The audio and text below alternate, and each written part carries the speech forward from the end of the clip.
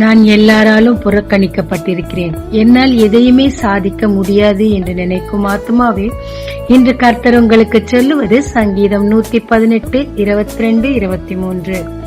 வீடு கட்டுகிறவர்கள் ஆகாதென்று தள்ளின கல்லே மூளைக்கு தலைக்கல்லாயிற்று, அது கர்த்தராலே ஆயிற்று, அது நம்முடைய கண்களுக்கு ஆச்சரியமாயிருக்கிறது. முதலில் நியாயாதிபதிகள் 9:53.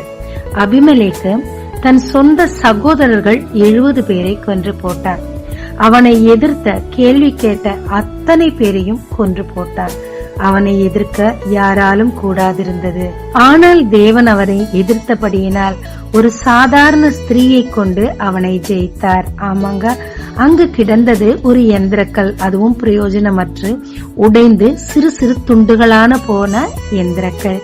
அந்த ஸ்திரீயில் அப்பொழுது கிடைத்த ஆயுதம் அந்த உடைந்த யாருமே பொருட்படுத்தாத எந்திரக்கல். அதை எடுத்து அபிமெலேக்கின் மண்டையில் போட்டார். அவன் பலவீனமடைந்து தன் ஆயுததாரியை கேட்டுக்கொண்டு அவன் மரித்து போனான். ஆமாங்க, யாரும் கண்டுக்காம ஒரு மூலையில உடஞ்சி சிதறி போய் கிடக்குறீங்களா?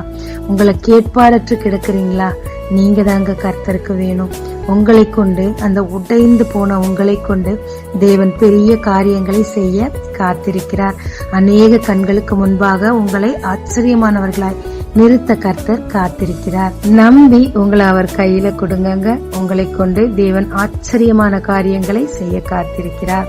இதன் முழு செய்தி அம்புக்குறியோடு இணைக்கப்பட்டிருக்கு. தள்ளப்பட்டு ஆச்சரியமான 3 கற்களை பற்றி விரிவாய் கூறப்பட்டிருக்கு. அதை நீங்கள் கேட்டு அனுபவித்து மற்றவங்களுக்கு ஷேர் பண்ணுங்க. சப்ஸ்கிரைப் பண்ண ஒவ்வொருவருக்கும் இயேசு கிறிஸ்துவின் நாமத்தில் எங்கள் வாழ்த்துதலை சொல்லிக் கொள்கிறோங்க. ஜெபிக்கலாமாங்க. தேவரீர், தள்ளப்பட்டும் புறக்கணிக்கப்பட்டும் எனக்கே நான் பிரயோஜனமற்று இருந்த போதிலும் என்னை நீர் ஆச்சரியமாய் மாற்றுகிறதற்காக உமக்கு நன்றி. நம்பி என்னை உன் கையில் ஒப்படைக்க கிருபை தாரும். இயேசு மூலம் பிதாவே, ஆமென்.